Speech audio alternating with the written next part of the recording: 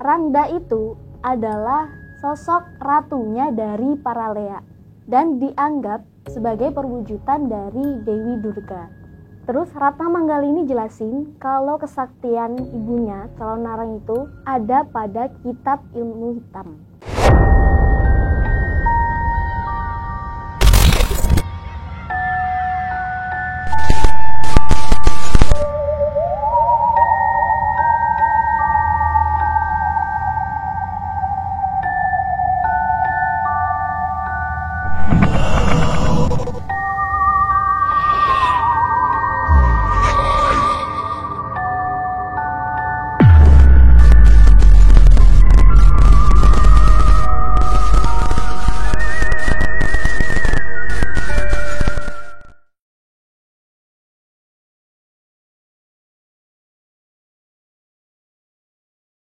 Halo semua, aku Sulvina dan sekarang kalian lagi nonton Kode Abstrak. Di sini kita bakal bahas sesuatu yang creepy, mulai dari misteri, horor, mitos, konspirasi atau juga tragedi. Di malam Jumat ini ada cerita tentang sosok menyeramkan yang cukup terkenal di Pulau Bali. Namanya Leak. Kalian udah pernah dengar apa itu Leak Bali? Kalau belum, sini dengerin, aku kasih tahu. Jadi, leak adalah jelmaan manusia yang punya ilmu pengleakan. Ya, kurang lebih 11-12 sama Kuyang. Kalau kalian belum tahu, aku udah ceritain sosok Kuyang di episode Kode Abstrak sebelumnya. Lea ini muncul di mitologi masyarakat Bali. Wujudnya Lea itu ada kepala dengan mata yang merah besar melotot kayak mau copot, giginya bertaring panjang dan juga tajam, lidahnya menjulur panjang keluar, dan seluruh badannya berbulu. Lea itu sama kayak Kuyang, karena berkaitan sama ilmu hitam. Lea ini harus nyari tumbal buat memperkuat ilmunya. Dia bakal ngincer organ tubuh manusia yang masih hidup ataupun yang udah mati. Makanya masyarakat Bali itu sering lihat penampakan Lea di sekitar pemakaman. Lea sering dikaitkan sama sesuatu yang jahat, karena Lea itu gabungan dari kata le yang artinya penyihir dan juga ak yang artinya jahat. Biasanya orang yang punya ilmu leak ini pada siang hari dia masih jadi manusia biasa kayak umumnya. Tapi kalau udah malam, dia bakal berubah pakai ramuan-ramuan sihir dari organ tubuh manusia, dikumpulin, terus nanti bakal ngerubah orangnya itu jadi berbagai bentuk, kayak harimau, kera, babi, atau malah Rangda. Kalian tahu Rangda? Rangda itu adalah sosok ratunya dari para Lea dan dianggap sebagai perwujudan dari Dewi Durga. Perawakan dari Rangda itu juga menyeramkan. Seorang wanita dengan rambut panjang yang acak-acakan, terus kukunya juga panjang-panjang, lidahnya menjulur panjang keluar, dan juga punya taring yang panjang dan juga tajam. Ada yang sosoknya itu menyerupai singa, ada yang menyerupai wajah manusia, bahkan ada yang seperti raksasa. Rangda diceritakan sering menculik dan juga memakan anak kecil serta memimpin pasukan nenek sihir jahat pas lagi melawan Barong yang merupakan simbol kekuatan baik. Asal-usul leak itu udah ada sejak abad ke-11 Masehi, tepatnya masa pemerintahan Raja Erlangga. Itu tadi penjelasan tentang leak. Selanjutnya ada cerita yang berkaitan sama asal-usul leak, yaitu kisah Calonarang. Awal mulanya ada seorang janda yang bernama Dayu Datu atau lebih dikenal dengan sebutan Calonarang yang hidup di Desa Girah, kawasan Kerajaan Majapahit. Ceritanya, Calonarang ini punya kekuatan ilmu hitam. Banyak warga yang udah tahu soal itu karena Calonarang sering melantunkan kidung-kidung bahasa aneh, sering sembunyi ketika matahari terbit, dan juga nulis ilmu-ilmunya itu ke dalam sebuah buku ilmu hitam. Calonarang ini punya anak yang cantik namanya Ratna Manggali. Ratna Manggali ini udah cukup umur, tapi nggak ada satupun pemuda sekitar situ yang mau mendekati ataupun menikahi Ratna Manggali.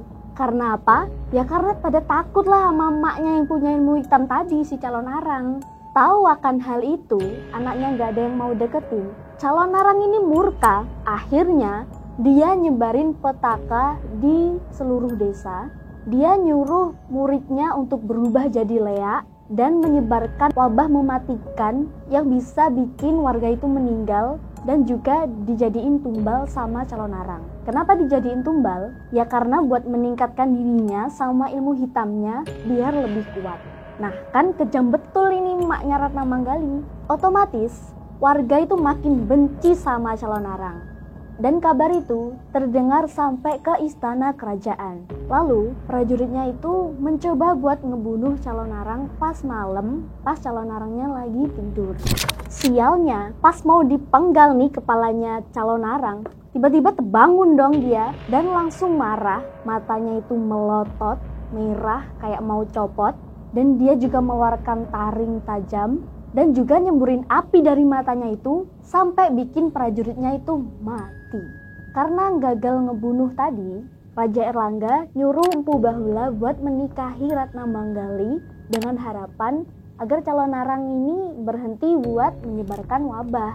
Dan menikahlah Ratna Manggali sama Empu Bahula ini. Dan seneng dong calon narang sampai pernikahannya itu dibuatkan pesta besar-besaran 7 hari 7 malam. Abis menikah, Empu Bahula ini melakukan tugasnya, yaitu ngambil buku ilmu hitam miliknya calon narang. Empu Bahula ini tanya ke istrinya kenapa ibunya ini sangat sakti. Terus Ratna Manggali ini jelasin kalau kesaktian ibunya calon narang itu ada pada kitab ilmu hitam. Melalui kitab itu calon narang bisa manggil Betari Durga. Makanya kitab itu nggak pernah lepas dari tangan calon narang. Bahkan pas tidur kitabnya itu sampai dibuat bantal sama calon arang. Habis itu, Empu Bahula langsung ngatur siasat buat nyuri kitab milik calon narang. Dan tepat di tengah malam, Empu Bahula langsung nyelinap masuk ke kamarnya calon narang. Untungnya nih, calon narang tidurnya lelap banget. Mungkin karena kecapean kali ya, habis pesta 7 hari 7 malam. Makanya sampai kitabnya itu dicuri, calon narangnya sampai nggak bangun. Setelah berhasil dapat kitab ilmu hitam, Empu Bahula langsung ngasih kitab itu ke gurunya, yaitu Empu Baradah. Nah, pas bangun, calon narang yang tahu kalau bukunya itu dicuri langsung murka lagi dia. Calon narang meneluh semua orang yang ditemuinya sampai akhirnya dia bertemu sama Empu Baradah. Empu Baradah ini nyuruh calon narang buat menghentikan kutukannya. Tapi karena nggak terima, bertengkar hebat dong mereka, Empu Baradah sama calon narang ini. Mereka sama-sama mengerahkan semua kekuatan, tapi endingnya calon narang kalah. Beberapa murid calon narang yang tahu soal itu, ketika gurunya udah nggak ada, mereka melarikan diri ke Bali. Dan di Pulau Dewata itu, beberapa murid calon narang itu menyebarkan ilmu hitam dan juga mengajarkannya kepada orang yang mau belajar. Dan akhirnya terkenal di sana sebagai ilmu Lea. Cerita soal calon narang ini melekat sama budaya Hindu Bali. Dan dibilang juga kalau Lea ini cuma bisa ditemui di Bali. Ya karena itu tadi, murid-muridnya calon narang hanya mengajarkan ilmu Lea di Bali saja. Menurut Asosiasi Para Psikologi Nusantara bilang kalau ada beberapa kitab lontar yang jelasin macam-macam ilmu-ilmu Lea. Lontar itu apa? Lontar itu adalah kitab yang ditulis sama murid-murid calon narang yang ngajarin ilmu pengleakan. Kitab lontar tadi ditulis sama murid-murid calon narang yang ngajarin ilmu pengleakan. Ada 4, yaitu lontar cambra berak, lontar serpian emas, lontar tanting emas, dan juga lontar jung biru. Dan di situ juga dijelasin ada beberapa tingkatan-tingkatan ilmu Lea. Yang pertama, ilmu Lea tingkat bawah atau terendah. Di tingkat itu bakal ngerubah seseorang jadi bentuk binatang kayak monyet, anjing, babi, ular, kambing, dan lain-lain. Di tingkat yang kedua, ada tingkat yang menengah. Di tingkat ini bisa ngerubah wujud orang jadi bentuk burung garuda atau pitik bengil yang bisa menyemburkan api. Sedangkan yang terakhir adalah tingkatan ilmu leak yang tertinggi, di mana di tingkat ini bisa ngerubah wujud seseorang jadi Nyai Rangda atau ratunya para Lea yang udah aku jelasin di awal tadi, atau jadi Bade. Bada itu menara pembawa jenazah bertingkat 21 atau dalam bahasa Bali namanya tumpang selikur. Nah, di tubuh menara itu isinya api dan siapapun yang kena bakalan hangus dan mati. Tapi ada juga yang bilang kalau ilmu leak itu bukan ilmu hitam, melainkan cara buat dapat pengalaman dalam melampaui batas dirinya melalui cara meditasi. Karena makna aslinya Lea itu menempatkan aksara suci ke dalam tubuh manusia. Jadi ada yang bilang kalau menurut sifatnya leak itu jadi 3, yaitu Satwika yang artinya baik, Rajasika yang artinya ego dan keakuan, dan Tamasika yang artinya emosi buruk. Jadi ada yang bilang kalau Lea itu adalah ilmu yang netral atau ada yang bersifat baik. Cerita selanjutnya ada pengalaman seseorang yang mengintip pertemuan Lea. Sebut aja namanya Ketut Aditya. Pas masih muda, dia ini punya pengalaman ngintip yang namanya paruman atau pertemuan Lea. Adit ini punya sifat yang agak jahil dan sering ngerjain teman-temannya. Nah pas itu dia dengar soal dunia Lea dan akhirnya Adit penasaran soal Lea. Beneran apa enggak sih? Nyata atau enggak sih? Kebetulan Adit ini punya paman yang punya kemampuan di bidang perleakan. Adit yang udah penasaran, dia terus ngerayu pamannya buat dibolehin ikut lihat pamannya melakukan ritual Lea. Nah, akhirnya pamannya Adit ini ngebolehin, tapi dengan syarat Adit ini harus mematuhi semua peraturan pamannya. Tanpa pikir panjang, Adit langsung setuju sama persyaratan itu. Nah, suatu hari pamannya ngajak Adit buat ke suatu pura di daerah puncak perbukitan. Dengan semangat, Adit ini ikut pamannya dan mereka langsung berangkat ke pura itu. Nah, mereka itu nyampe pas sore hari dan Adit ngeliat di pura itu banyak ditumbuhi pepohonan dan juga ada balai pertemuan semacam balai Banjar di Madya Mandala pura itu. Istilah Madya Mandala merupakan tempat tinggal manusia atau warga desa di sekitar pura. Sesampainya di situ, pamannya langsung ngajak Adit ini untuk sembahyang untuk memohon keselamatan sebelum ngelakuin aksinya. Adit sendiri juga masih menebak-nebak sih, soalnya pamannya ini belum ngasih tahu di situ Adit disuruh apa dan mereka bakal ngelakuin apa. Yang lebih mengejutkan, setelah sembahyang, Adit itu disuruh buat melumuri badannya dengan kotoran sapi. Katanya, kotoran sapi itu berfungsi buat menyembunyikan bau badan Adit sebagai manusia, biar para Lea itu nggak mencium keberadaan Adit di situ. Habis itu, pamannya nyuruh Adit buat naik ke atas plafon bangunan Balai Banjar tadi dan nyuruh Adit buat sembunyi di situ.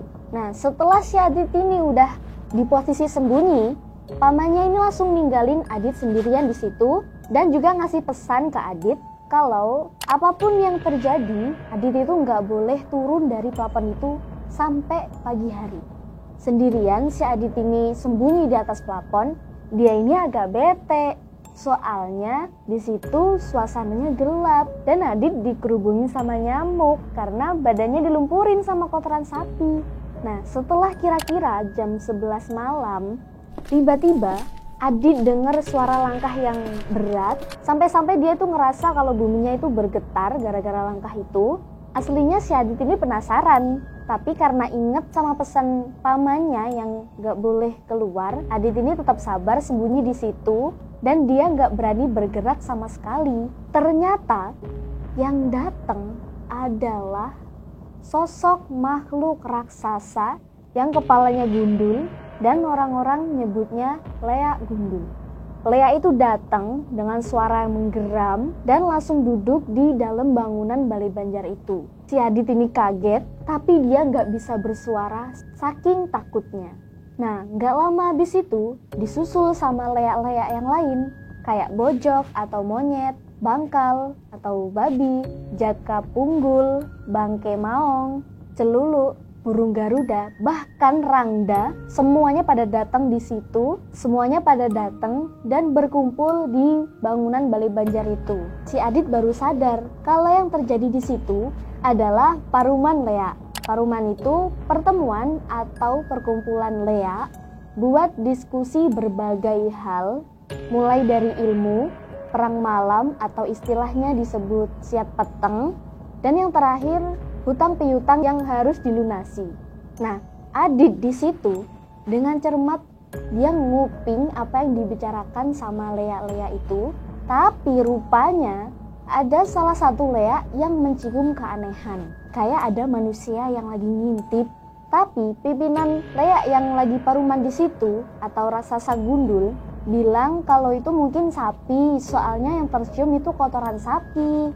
Untungnya kotoran sapi yang lumurin badannya Adit ini manjur banget buat ngelabuin dari para Lea itu.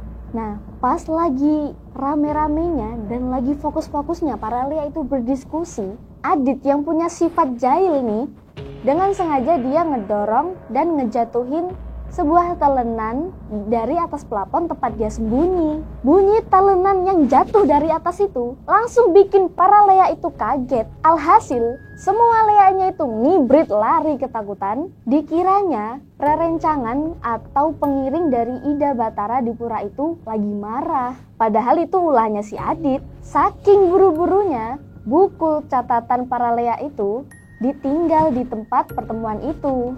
Nah, setelah dilihat-lihat sepi, para Leanya ini udah nggak ada, Adit ini langsung turun dari atas plafon dan dia langsung ketawa kepingkal-pingkal, dan dia juga ngambil buku itu dan langsung ngacir pulang ke rumah. Besoknya, pamannya Adit ini datang ke rumahnya Adit dan kesel terus maki-maki Adit karena dia udah iseng. Habis itu pamannya juga minta bukunya itu yang diambil itu. Rupanya yang mimpin pertemuan para Lea itu, si raksasa gundul, ternyata adalah pamannya Adit sendiri.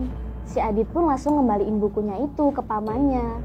Tapi setelah seneng-seneng, dia malah dapat nasihat dari pamannya buat merantau di Jawa untuk menghindari balas dendam dari Lea yang udah Adit kerjain. Yah, bener-bener iseng betul ini Adit ini. Tapi karena itu, akhirnya Adit tahu kebenaran soal Lea.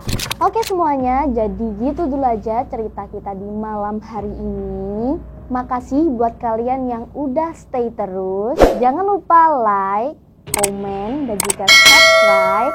Pantengin terus channel kita tiap malam Jumat. Sampai jumpa di Kode Abstrak selanjutnya. Bye-bye.